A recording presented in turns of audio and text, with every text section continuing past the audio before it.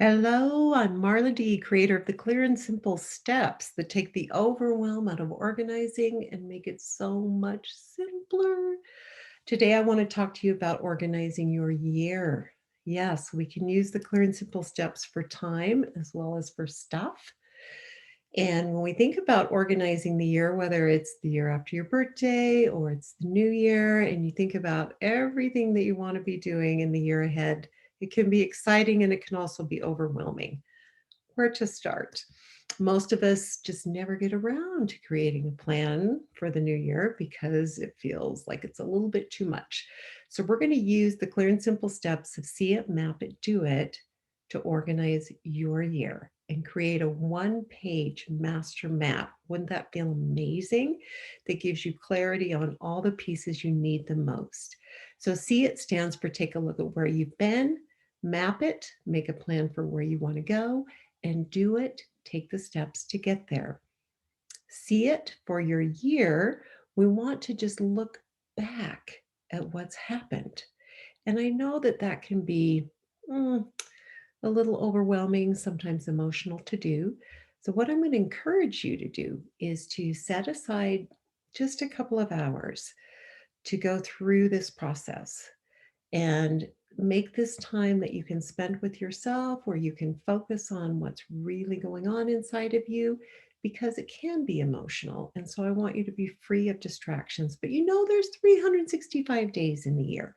So I think that you can take a couple of hours out of one of those days to be with yourself and go through this process. It's going to make your whole year so much better.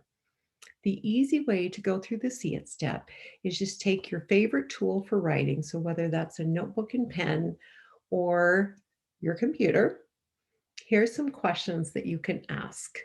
First of all, what worked? What did you accomplish last year?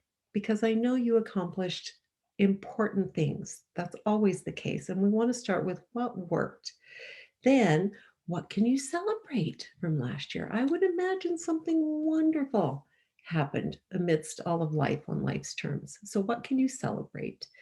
Then you can look at and write about what didn't work and what were your disappointments. There are so many things in life that we have no control over. And so there are always disappointments. Just write those down, just get them out of your body and your brain.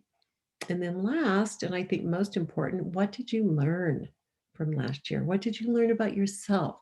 What did you learn about others? What did you learn about life? What did you learn about this journey that you're on? It's so valuable to take the time to write about that. That's the See It step. See, I told you you could do that. It can literally be done in less than 30 minutes. Next, make a plan for where you want to go. Make a plan for what it is you want to have happen for the new year. Here are some other fun ideas for the Map It step. First of all, just pick a word. Yep, pick a word for this upcoming year. There's a great book out there called One Word. And the whole idea is rather than create this big complicated map and goals and all of that, choose a word for the year. My word last year was celebrate.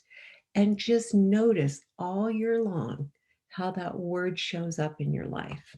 It's really fun to make it visual, have it on a board, have it in your journal, but just notice how that word comes into play. So that's the first way you can do the map it step. That's the easiest.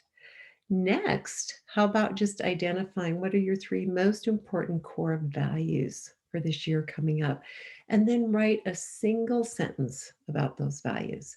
So maybe one of those is honesty, and you just want to describe what honesty means to you. A core value is so important because it's what makes you want to engage with life when you get up in the morning. It's what makes life meaningful to you. So just choose your top three. Write about what those mean to you. The next thing you can do for the Map It step is just write down your five most important roles that you have in your life. You probably have more, but what are the five most important? Partner, parent, creator in your work that you do in the world, family, community, Where do you give your time and energy? So write down what the five most important ones are for you, and then just choose one, just one goal for each of those roles. If you were to end this year having accomplished one thing in that arena as a partner, what would you want that goal to be? And remember, a goal is something that you're going to do. It's an action, it's an accomplishment. It is not an intention.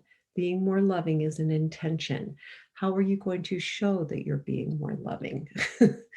So, five goals for the five most important roles. Write those down. See, this is not too overwhelming, is it? And then the last part of the map it step is just choose what tool works best for you in terms of creating this and tracking this. Do you want to work out of a notebook? Do you want to work off of a particular app? What is the tool that you want to track your mapping throughout the year? So that's the map it step. See how easy that was? Next is the do it step, taking the actions to make all of this happen. And so when it comes to organizing your year, I want to share a simple system for the do it step. It has a monthly piece, a weekly piece, and a daily piece. So if you went ahead and identified the most important things for the year that you wanted to have happen, that you wanted to accomplish, this system is that at the beginning of every month, you're going to look at your master map for the year. You'll look at what else is going on in your life that month, and you'll say, what are the three most important things that I want to accomplish this month? Just the three most important. You don't have to worry about all of them. Identify the top three. That's such a powerful thing to do. Write those down. Then at the beginning of every week, you're going to look at those. You're going to look at your monthly list and you're going to say, what are the three most important things that I need to do this week? Write those down. And if you're really a smart person, you'll have a weekly accountability partner that you share those with. Now, that in your personal life, that could just be your partner that you share, hey, here's the three most important things I want to have happen this week. If it's in your work, pick an accountability partner. I meet with mine every single Monday at noon. I've been doing this for years, and I share the three most important things that I want to get done this next week. We share that with each other. It is amazing what I will do for another human being that I will not do for myself. Somehow we're wired that way. And then for the day, very similar. You're just going to look at that day. You're going to look at your week's plan and you're going to say, what are the three most important things for me to get done today? Just identify the top three and always focus on those. That's the simple system for getting all that stuff out there in your life that you want to get done and that's important to you down into today. How would that be? I can tell you I've practiced this for many, many, many years, and I've taught it to many people. And it might sound like it's too simple, but it's the simplicity and the clarity that comes out of doing this that makes it so valuable. Now, I just want to end this with sharing that we have created a little form for you. Organize your year, a one-page master map. So if you look at the link below, you'll be able to just download this and hopefully it'll make it easier for you. There'll also be a link there for clairesimple.com/organize year, which will make it easy to get all kinds of great information to support you in this, including our little ebook that will take you into a wonderful, fun, deep dive on this whole process.